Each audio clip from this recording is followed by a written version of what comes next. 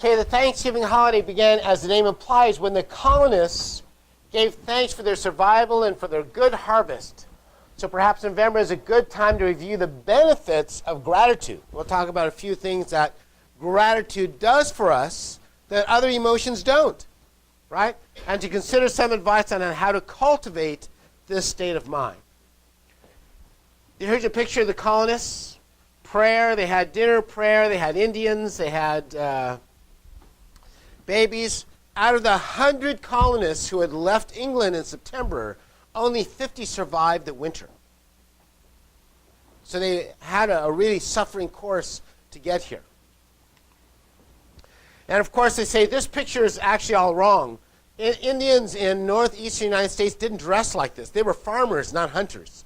They farmed corn. They were already an agricultural society. And they say pilgrims didn't wear clothes like that either. Anyhow, you can look that up on Google. So the pilgrims, how did they survive? How did the pilgrims survive then? Right? It's a big question. Here's the answer. It says the pilgrims were surprised when an Indian named Samoset approached them and greeted them in their own language, explained to them that he had learned English from fishermen and traders. A week later, Samoset returned with a friend named Squanto, who lived with the pilgrims and accepted their Christian faith. Squanto taught the pilgrims much about how to live in the New World, and since Samoset helped forge a long-lasting peace treaty between the pilgrims and the Wampanoag Indians. Pilgrim Governor William Bradford described Squanto as a special instrument sent of God for our good and never left us till he died, right? So the Indians and the early pilgrims actually became one group, one family, and the peace treaty between the Wampanoags and the pilgrims was the longest lasting peace treaty ever. By the way, it was the Indians who fed the pilgrims during that time. So when we see the picture of Indians and the pilgrims. The pilgrims were grateful to God and actually grateful to the Indians for having helped them. If they hadn't received that divine help, then they probably wouldn't have survived at all. So God bless that group. And that's the picture Father always had of what unity is supposed to be. What America was supposed to be, unity between Christians and between Native Americans working together to create a world of peace. Okay. So we say the word gratitude is derived from the Latin word for gracia. Well, it's Latin, gracia. In Spanish, it's gracias, right? What is it in French? Merci. Well, so for mercy, I guess it's close to that. Graciousness or gratefulness, depending on the context. In some ways, gratitude encompasses all of these meanings, right? And what we're going to do is study that this actually, gratitude makes you better. Gratitude is a thankful appreciation for what an individual receives, whether tangible or intangible. With gratitude, people acknowledge the goodness in their lives. In the process, people usually recognize that the source of that goodness lies at least partially outside of themselves. That is, you're usually grateful to somebody or something, right? Or we say God, the divine being. As a result, gratitude also helps people connect to something larger than themselves as individuals, whether to other people, nature, or a higher power.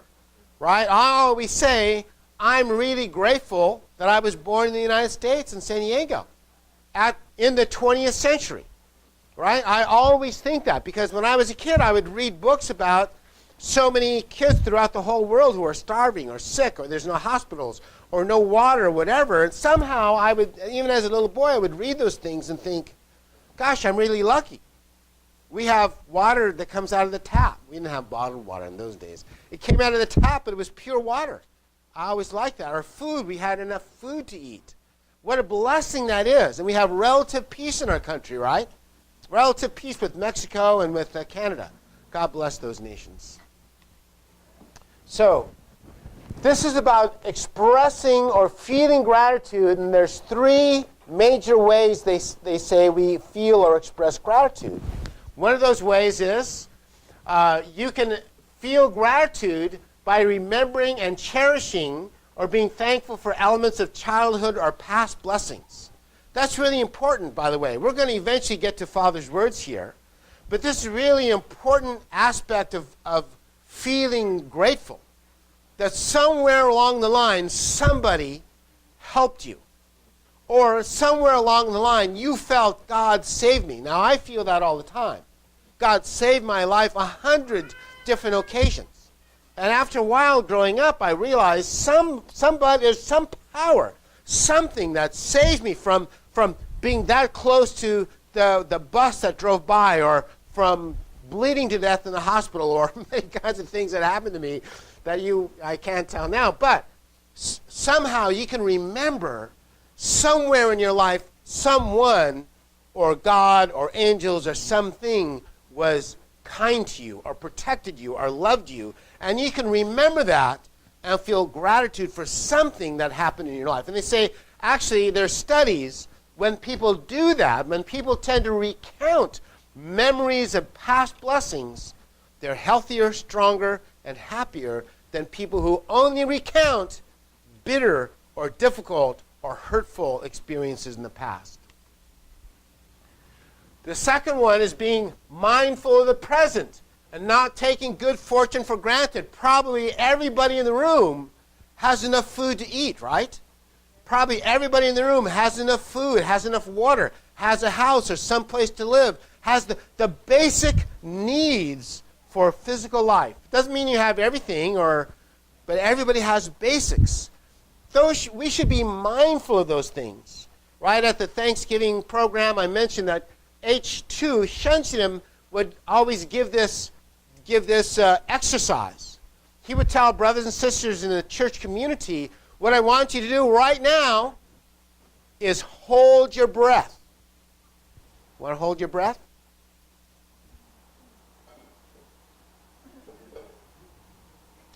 You gave up already? And then he would wait a little while, and then he would say this. He would say this, and this is really important. How much is your next breath worth to you? If there was something that kept you from breathing today, or kept you from taking that next breath, and somebody said, I'd give you $5,000 for you to not breathe, would you take the $5,000? Obviously, it's stupid, right? No one would take the $5,000 because you'd be dead. So his point was, we are rarely, if ever, mindful of the value of even our breath.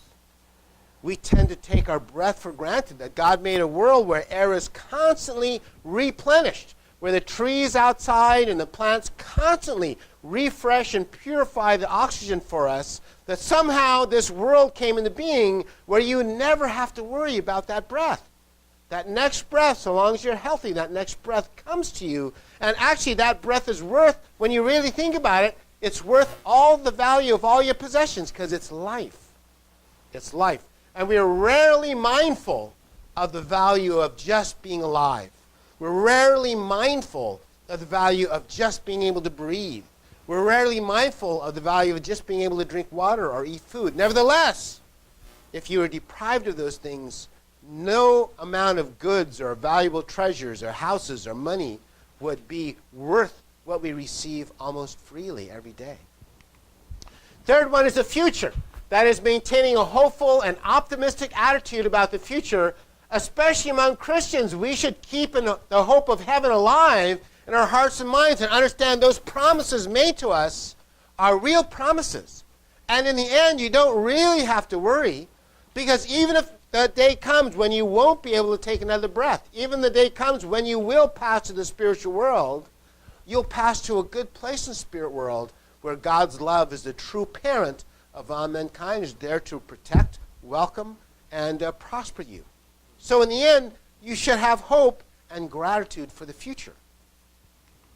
Okay. It says, regardless of the inherent or current level of someone's gratitude, it's a quality that individuals can successfully cultivate further, that we can create lives of greater gratitude and appreciation. We say specifically, from Reverend Moon's point of view, creating a life of greater appreciation for God is something that you need to cultivate.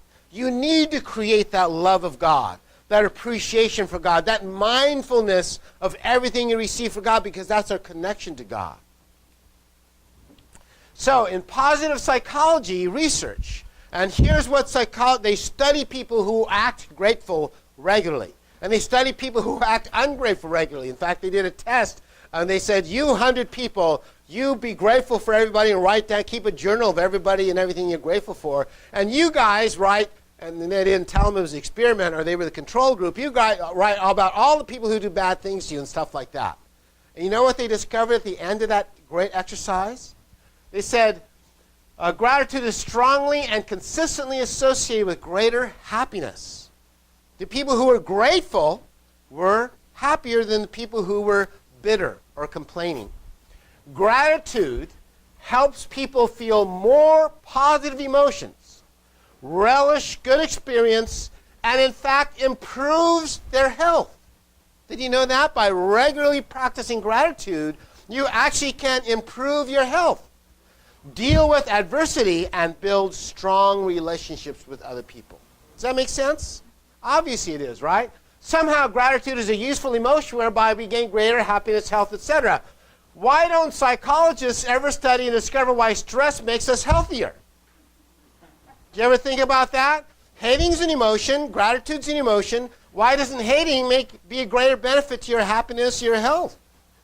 Do you ever think about that? It doesn't, by the way. People who are full of stress and hatred have bad hearts, have lots of health problems. We take it for granted that that's true, don't we? But actually, there's a reason why that's true. And by the end of this sermon, you're going to understand what's the reason gratitude helps you, but anger, resentment, and complaining don't help you. We'll show you why in the principal terms. This is from Dennis Prager's website, and you can read this. He says, these are things that block gratitude or block happiness. He says, I would like you to imagine sitting in a room looking up at a tiled ceiling. Like, we don't have tiles here, but imagine there was a big hole in the ceiling right here. Big, ugly hole. And you notice that one tile is missing, just one. What would you concentrate your vision on? Probably the broken tile, right? The hole in the ceiling. What would you look at the most? The answer, of course, is the missing tile. That would bother you, right? It would annoy you. It would bother you. Because it's an imperfection there. It would drive you crazy. If there was a big hole in the ceiling right here, as a pastor, we fix that hole. People during the sermon are just going to be looking at that thing instead of listening, right? Makes sense? And he says that's fine for ceilings. In fact, it's actually good because we can replace a ceiling's missing tile and once again have a perfect ceiling. Ceilings, after all, can be perfect, but this doesn't apply to human life. And this is a really important element of life. Most of what is missing in our lives, what we think is missing, cannot be replaced, right? There's not always things you can do to fix what's missing in our life. Unlike a ceiling, life can never be made perfect. For that reason, concentrating on the missing tiles in your life is a big problem, right? Let me give you the example that taught me the great lesson about what I call the missing syndrome. And he goes through several examples. I'll just give you one. He said, take the example of a woman who once said to me, wherever I go, all I see is pregnant women. Why did she only see pregnant women? No, because she wasn't pregnant. Because she wasn't, right? Now, how could that be? The vast majority of women, even those young enough to be pregnant, are not pregnant at any given time. But that was all she saw because she wanted to get pregnant and wasn't able to. Does that make sense? It's like that was the missing tile in her life. She really wanted that. And his point is, regardless of all the other things she had, that was what she concentrated on and saw all the time. That makes sense? So it made her be less grateful for all the other things she had because she could see that was missing.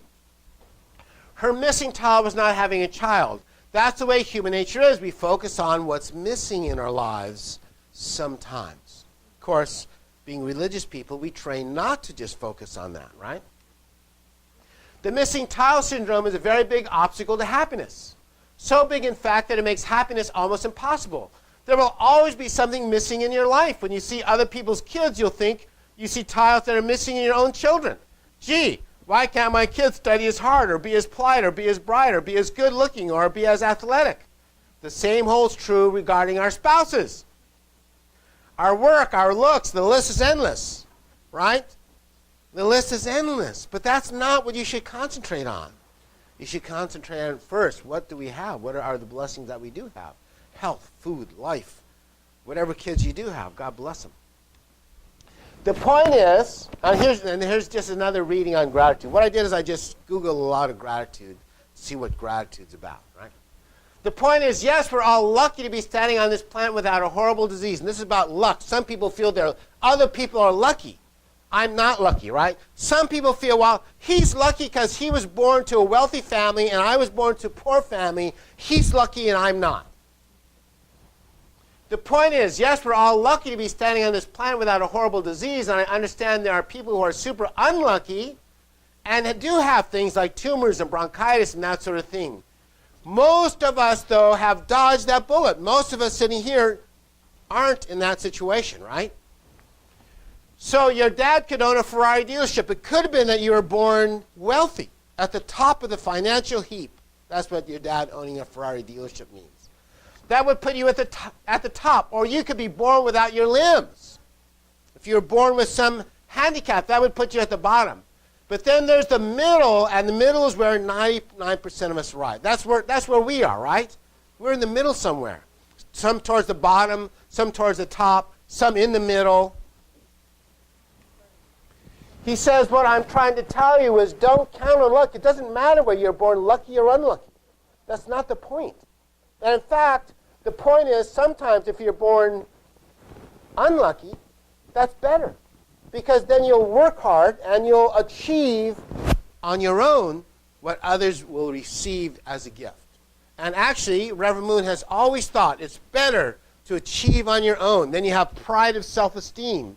You have strength, you have knowledge, you have skills, right? He says, what I'm trying to tell you is don't count on luck. Rely on hard work. Look at life as a prize fight, and you've got to step up and do road work every morning. And you've got to work that heavy bag, and you've got to work that speed bag, and be proud of overcoming the obstacles. Be proud. Yeah, we get, especially we're at the Unification Church, right? We had every obstacle in the book to us. Every obstacle in the book. Nevertheless, we're still here. Nevertheless, we're still here. We're still faithful. We're still trying. We're still making effort. We should be very proud of that and continue going. Okay.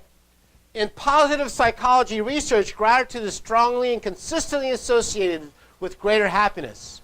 Gratitude helps people feel more positive emotions, relish good experience, improve their health, deal with adversity, and build strong relationships. We're going to talk about, this is Reverend Moon's words on gratitude, by the way.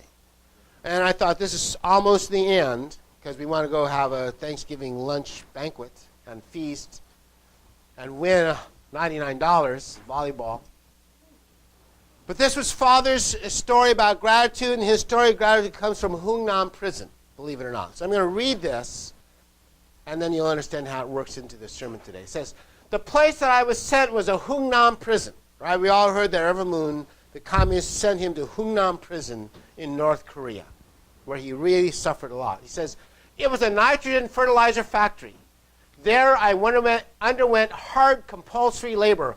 All prisoners must meet a daily quota. For 8 hours a day, we must fill 40 kilograms of nitrogen fertilizer into bags. After you prepare the fertilizer bags, they were shipped out of the factory. That means he had a group of 10, and they had to fill 130, what was it? 1,130 or 130 bags per person, 80 kilograms, and while they're starving, right? And if you didn't fulfill your goal of 130 bags, 40 kilograms is 88 pounds, by the way. So that's a lot for a guy who's 150 pounds to carry 130 88-pound bags from here to the train station where they would take them away. He says, in the Hung Nam prison, I received a special award each year as a model prisoner. Under the harsh conditions of this prison, I followed the heavenly regulations. It is very difficult. What were his regulations? What? To carry the bag. But the heavenly regulations are to do your absolute best no matter what the circumstance, right? In Abel's position, and you can think of Abel throughout history. When Joseph was sent to prison, when Joseph was sold as a slave, When David faces Saul and all these things, what's the heavenly regulation? That you act with a grateful mind to God and you do your absolute best no matter what. That's a heavenly regulation. To not curse God. Right? You can think back to Job and all the people of the Bible. The goal is to not curse God and absolutely do your best under those circumstances. Reverend Moon said it was so hard, a normal person could not survive more than 6 months, and that was the average lifespan of those individuals. By the 7th month, they lost all their weight and looked like bones and skins. As you can see, the fatality rate is about 30% per year. So within 3 years, most all prisoners will perish. You must have seen a picture or movie about the shocking images of Jewish prisoners in Hitler's death camp, right? It was the same as that. Right? Unbelievably horrible. And we know the pictures right now, still today. Thousands, tens of thousands of people are starving in North Korea. They know. He says, how miserable were the incidents I observed occurring under such conditions. What people longed for most was food. There is nothing more precious in the world than food, right? And that's because when you're starving, you realize how valuable being able to go to the store and buy a sandwich or drink whatever. He says, you cannot understand this since you have never experienced it, right? And that is probably true. You know how precious food is, how precious a handful of rice is. At the moment of your death, you still desperately want food. Even if you are seriously ill, your desire for one piece of bread is so strong that you forget you are sick. Your only desire is for a bowl of rice. So he say the prisoners would go out to work no matter what, because if you didn't make your goal, then they would cut your rations in half, which meant that you would probably die. So either you had to make that 130-bag goal, or you were going to die. They were just going to starve you worse. So that was how they would make people work till they would die, by withholding food from them or giving food to them. Because of this desire, you go out to the factory in the morning, even if you are sick. If you don't work, your ration will be reduced to a half. You get only a half of the meal ration, while others get the regular portion in the prison and cell where you stay. But you get only a half. There is nothing more painful and sad than this. This is why the prisoner went out for work only desiring to get the same quantity that others get, so as not to lose half of his food, even if he dies. So what is he saying? He's saying food was more valuable than life in a sense. Even though you get food from life, they would risk their life in order to be able to get that food, wouldn't they? Then he worked and worked, giving everything he had. After such hard work, he returned to the barracks. While he walked, he forgot everything, including his hardships, thinking he's going to get a bowl of rice. Okay. How did he forget? He is preoccupied by the thought, oh, once I return, my meal is waiting. A bowl full of grains waits for me. I can eat it. He was totally unaware of his weak health. He is at the brink of death while coming back to the barrack. Only desiring a bowl of grains, he received the food. Father says, how hungry you become, your stomach is completely empty. Everything is completely digested in the stomach, yet your stomach still functions to digest. Since it works, it generates heat. Then your tongue gets hot. In the morning, if you hold your spit and pull it out, it will extend like chewing gum. When facing death by starvation, your desire for bread and desire for one grain of rice is the most real feeling of all feelings. What is serious? None is more serious than this feeling. You'll see how this works into gratitude in a second. He said, okay, this is Reverend Moon. This is Reverend Moon's words while starving. He said this: in such conditions, I meditated. Right? He was mindful of his conditions and his relationship to God. He said, I questioned myself if I could love God more than my physical desire for a piece of bread in this environment. Right? Could I love God more than that deep desire for food? He says, I kept asking this question to myself. As a result, I decided to give half of my daily ration to others in this environment. For 3 weeks, I shared half of my meals with other prisoners. They were in shock. Why did I give half of my food to them? I needed to teach them the fact that if they can eat even a half of the food ration, they could sustain their life. Therefore, I always felt that half of the food was given to me as a ration, and the other half was a blessing given by heaven every day. Right? So he felt grateful, right? He could always be grateful for that extra blessing of half the food he would normally get. He says, because it was grace, I ate with gratitude. With my gratitude for this half of the food, I could forget and let go of every hardship and suffering I faced. Man should not be influenced to the left and to the right by food. Okay, so this really happened to Reverend Moon, and we know it happened because Wampil Kim was there, his mother was there, Mrs. Auk was there. We know there's witnesses. That really happened. And my point about Reverend Moon is always that his mind is so powerful, more powerful than his body. He lived 2 years and 8 months under this circumstance. Suffered. They would beat him on Sunday because he refused to study communist ideology. I mean, it was really an unbelievable course, right? Nevertheless, he says, under those circumstances, he didn't feel cursed by God. He felt loved by God. He felt loved by God. He felt grace of God, even under those circumstances. Does that make sense? So, for us here, we're going to have a big picnic in the park with all the hamburgers and hot dogs you can eat, right? So, shouldn't we feel grateful to God under our circumstances, which are 1,000,000 times better than Reverend Moon's circumstances of feeling grateful to God? I think we should. We should make that effort to understand gratitude under those circumstances. Okay. Once again, so Reverend Moon proof, right? This was Reverend Moon's proof, right? How did he survive Hungnan prison? By being grateful. By receiving his food with gratitude, being grateful to God. Somehow, that gave him some power to live. This is what psychologists understand as well, that somehow being grateful improves your health, gives you, helps you deal with adversity, and builds strong relationships with other people. By the way, he witnessed to and got 12 disciples in Hungnan prison, right? So same thing, right? How does it work? From a divine principle term, we say there's a specific reason gratitude works, but hatred doesn't work. Here, I'll show you why. Why doesn't stress make you healthier? Or hatred make you healthier? Actually, the reality is we know stress or hatred or anger or complaint makes you unhealthy, wrecks your body. Right? You all know when you're under stress and you're complaining and you're full of hatred and anger, your body is under horrible stress and your blood pressure goes up and your liver fails to function, etc., etc. We all know that's true. How come? Okay.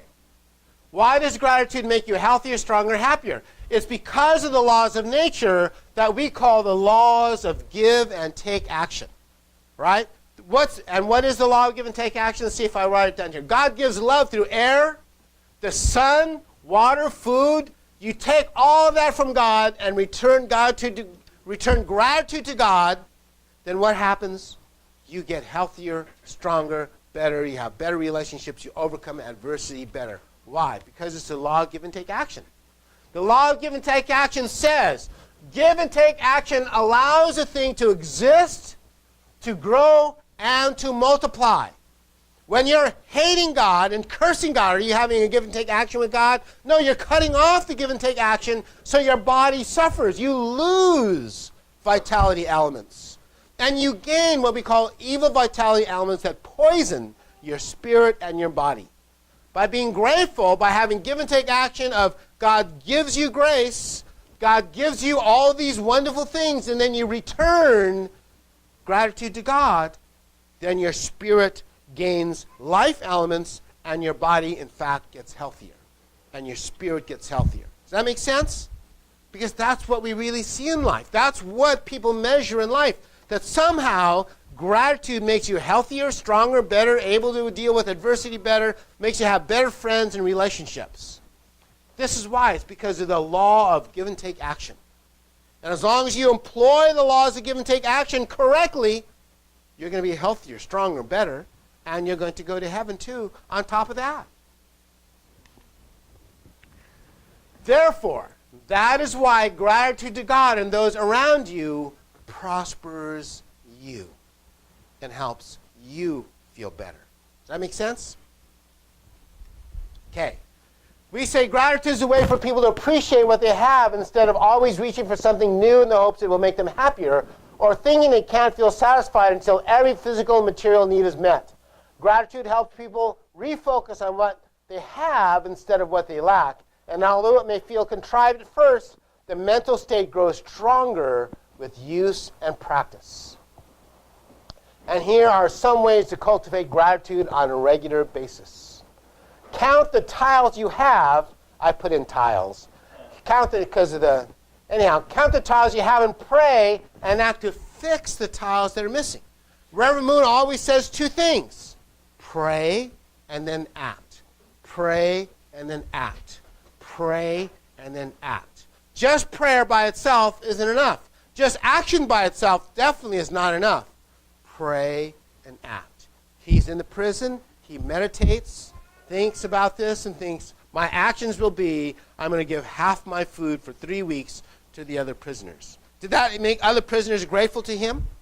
Actually, by the way, what happened is the other prisoners thought about that, and then they shared their food with him. How did he survive all that time? It's because other people shared with him because he shared first. By the way, one of the practical advantages of his program. So he would meditate, think, pray, and then act. Number 2, write a thank you note. You can make yourself happy and nurture your relationship with another person by writing a thank you letter expressing your enjoyment and appreciation of that person's impact on your life. Send it, or better yet, deliver it and read it in person if possible. Make a habit of sending at least one gratitude letter a month. Once in a while, write one to yourself. Thank someone mentally if you don't have time to write. It may help just to think about someone who has done something nice for you and mentally thank that individual. Keep a gratitude journal. Make it a habit to write down or share with a loved one thoughts about the gifts you received each day. And that's the end. Amen? Amen. Let's have a picnic. We have one of the things to do, and then we're going to have a beautiful picnic. And the picnic is to express gratitude to God. Yes, we're going to see food and have fun and enjoy ourselves, but the goal is to express gratitude to God. That's what this picnic is about. Somebody put that song in the wrong place. Any new guests here today? Any new guests from Japan?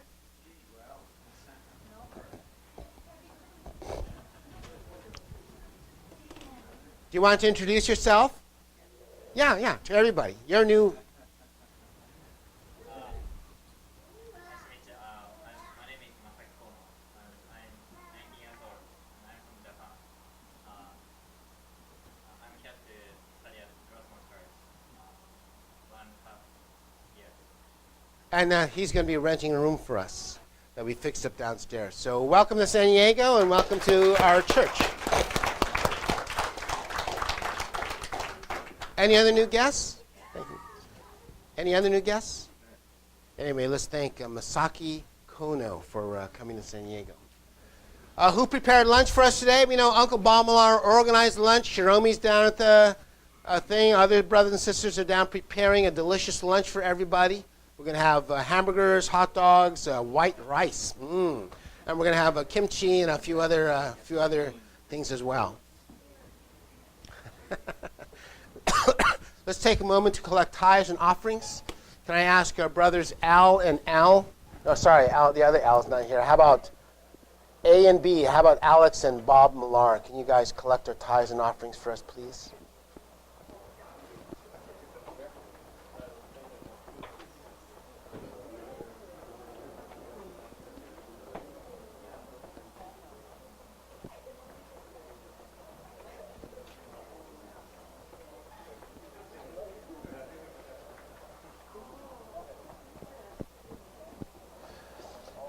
And as I mentioned, Toshiko-san is collecting gifts for True Mother's visit to visit us in Las Vegas on the 21st. So Toshiko's here. If you'd like to make an offering or a gift, it will go directly to True Mother.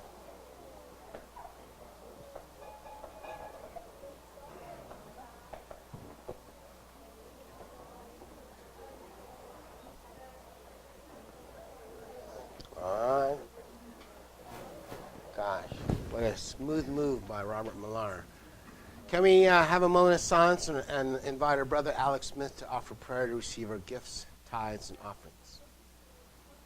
Good morning, dear Heavenly Parents. Mhm. Thank you for all the effort that our brothers and sisters, through their sweat and tears, have offered the first fruits of their That's effort right. to you, recognizing that it's something given to us by you in the first place. That's right.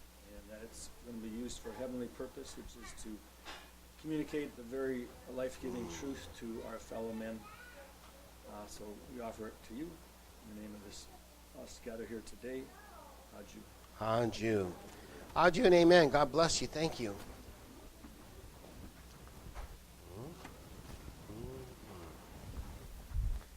Right, I always try to mention this, understanding our ideal of give and take action.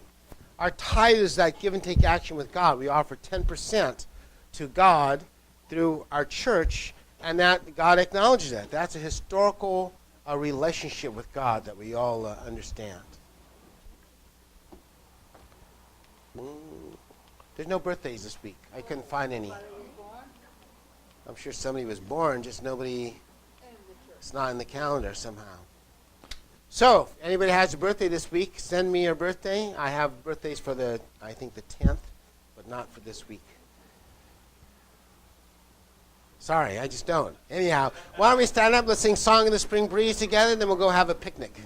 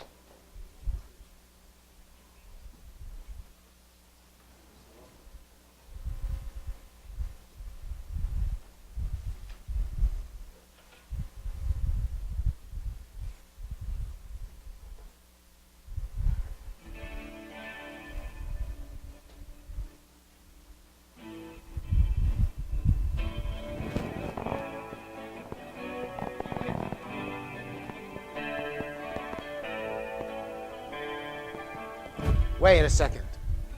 By the way, this song, Reverend Moon used to sing the song when he was in Hungnam prison. That's why we're singing this song today. Because when he was in Hungnam, he would think, I'm in hell, I'm in the middle of winter here, but spring is coming. He had always had that hope of the future. So sorry. Sorry, my timing, it didn't work, but... Snow and cold wind of the bitter dark night, lift off the weight of your cold, ruthless hand. Spring breeze will chase you and bring flowery fragrances, breathing new life to the suffocated hills. Though you most ruthless of winter winds blow, doomed in a moment you too shall be calmed. Spring breeze will chase you and bring flowery fragrances, breathing new life to the suffocated hills.